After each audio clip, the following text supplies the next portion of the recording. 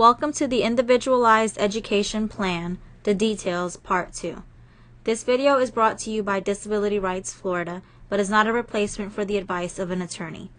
You may request free and confidential information and advice regarding a specific special education issue by contacting Disability Rights Florida directly at 1-800-342-0823 or www.disabilityrightsflorida.org. This video is one of several available on our website and YouTube channel produced to assist you with aspects of special education services in Florida. In this video, the Individualized Education Plan, or IEP, the Details, Part 2 of 2, we will cover the following topics. 1. Accommodations and Modifications. 2. Placement in the Least Restrictive Environment, or LRE. 3. Discussion of Assistive Technology, or AT. 4. Related Services. 5. Public-Private Collaboration. 6. Funding Level. 7. Service Delivery Options. 8. Transition. 9. Extended School Year, or ESY. And 10. Signatures of attendees. People commonly use accommodations and modifications interchangeably when referring to their child's IEP, but they are different terms and have very different meanings. Accommodations are adjustments to the presentation of curriculum that do not interfere with the next generation Sunshine State standards. Modifications are adjustments to the presentation of curriculum that do substantially change the next generation Sunshine State standard requirements. There are 5 types of accommodations that can be developed for your child. 1. Instructional methods and materials. 2. Assignments and classroom assessments. 3. Time demands and schedules. 4. Learning environments. And 5. Use of special communication systems. Here are some examples of classroom accommodations. Highlight important points in the text. Provide study guides. Assign a note taker. Allow student to use a computer. Provide a tutor. Provide oral and visual cues. Use audio versions of material. Use organizers such as agendas. Using task analysis such as checklists, and tape record class lectures. Here are some examples of testing accommodations. Testing in a quiet place for students who are easily distracted. Extending time on tests. Using different test formats. Allowing students to read answers aloud. Allowing multiple choice format, and allowing students to write on test. It's important to know that none of these examples alter the student's curriculum. They are merely strategies to keep them on grade level. There is a section on the IEP that documents how much time a student spends in the general education classroom and the ESE classroom. This is referred to as extent of non-participation, also known as LRE, or Least Restrictive Environment. IDEA places great emphasis on educating children with disabilities with their typical peers whenever possible. If the IEP team determines a child needs to be educated outside of the regular class, have less involvement in the general curriculum, and/or less participation in extracurricular or non-academic activities, the IEP team must explain why. LRE is so important in Florida that your child cannot be placed or educated in an ESE center school unless you give informed consent. ESE center schools, also called separate day schools, are defined by state and federal law as separate schools that only students with disabilities attend. In Florida, schools are required to use a standard statewide informed consent form that includes information about the benefits and consequences of consenting to an ESE center school. The segregation of attending a center school can be life-altering, and that's why the decision requires your informed consent. Your responsibility is to learn what your options are and carefully decide whether to give consent to an ESC center during the IEP meeting each year. If you do not consent, the district will have the burden to prove at a due process hearing that an ESC center is the correct placement. Otherwise, this change will not be implemented.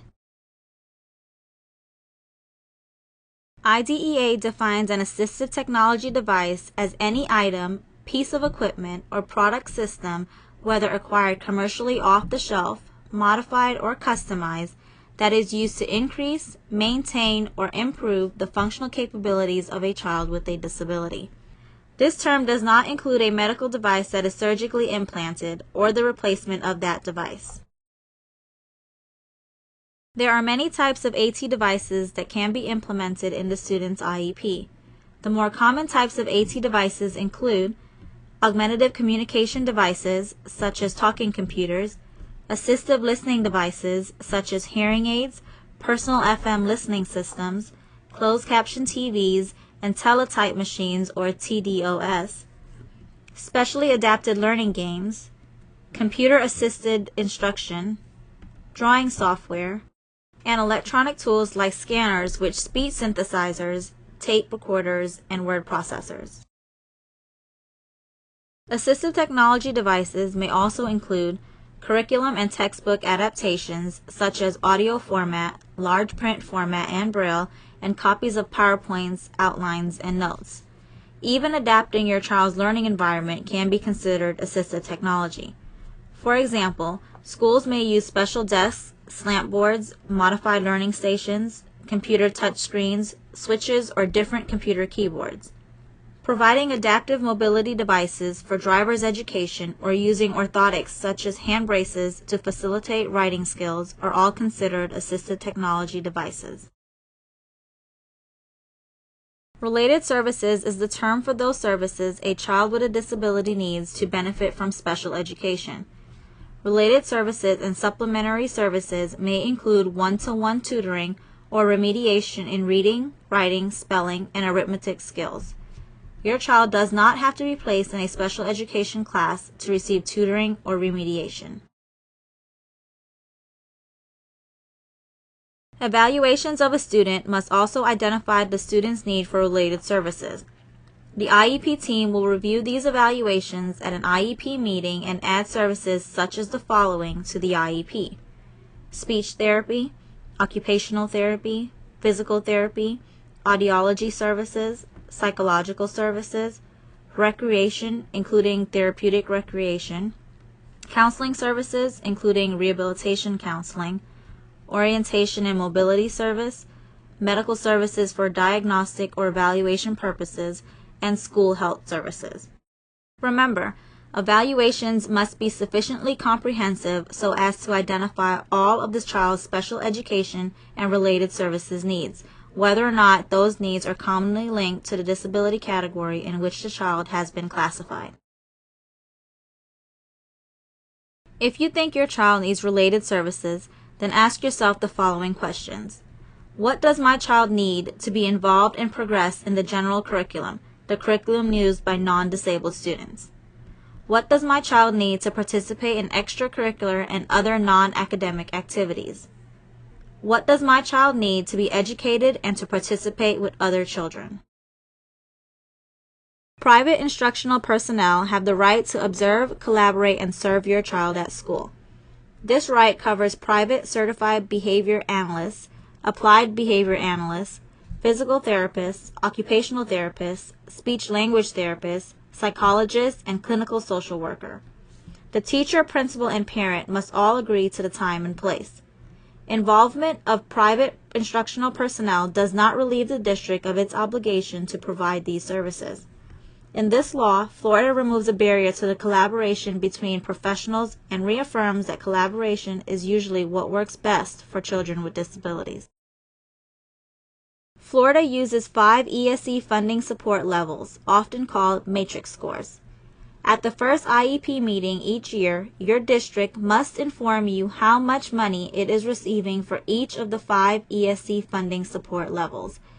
You should learn this new information, what level your child is in, and consider how to use the funding level information when advocating for your child.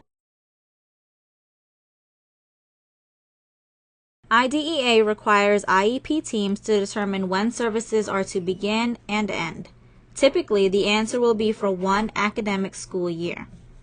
This section is important for families to understand because it is where schools must outline the specific services a child with a disability will receive, and the details should include when, where, how often, and how long the services will be.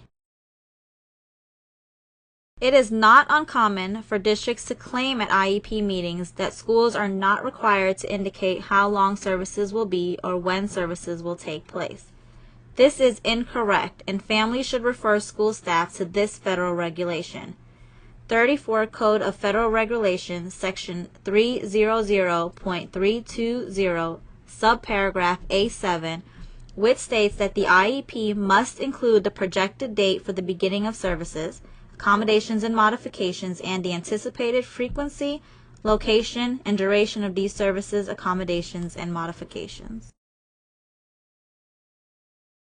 A good example of a description of duration and frequency would be: child will receive speech services for 60 minutes a week on Mondays in the general education classroom beginning August 1st through June 10th. A bad example would be: child will receive speech services for 60 minutes a week. Districts may have different places within the IEP that they prefer to document the duration and frequency. The important thing is that it is documented somewhere within the IEP as required by federal regulation.